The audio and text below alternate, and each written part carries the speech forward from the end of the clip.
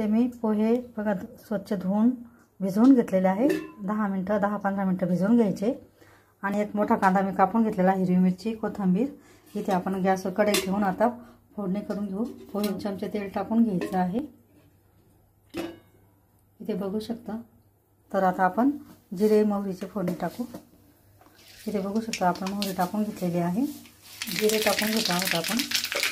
आता कांदा टाकू।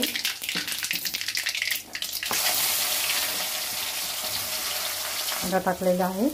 आता आपण हिरवी मिरची पण टाकून घेणार आहोत। इथे बघू शकता सकाळी सकाळी हे नाश्त्यासाठी एक छान उपाय आहे। स्वयंपाक होईपर्यंत कांदा छान परतून घ्यायचा आहे। याच्यात आपण आहे ना भाजलेले शेंगदाणे पण टाकून घेतलेले आहे आणि तळून पण थोडे टाकणार आहोत।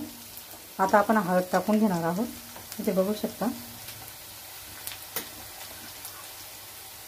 अर्धा चमचा आपण हळद टाकून घेतलेली आहे।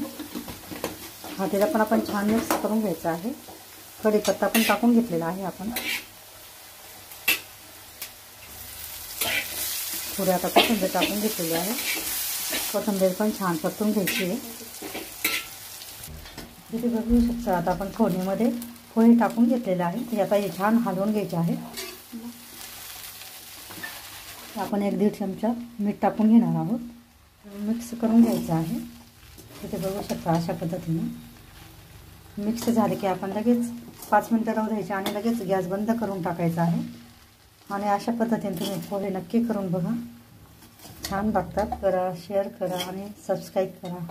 सगळ्यांना व्हिडिओ बघितल्याबद्दल सगळ्यांना धन्यवाद। दिवाळीच्या हार्दिक शुभेच्छा।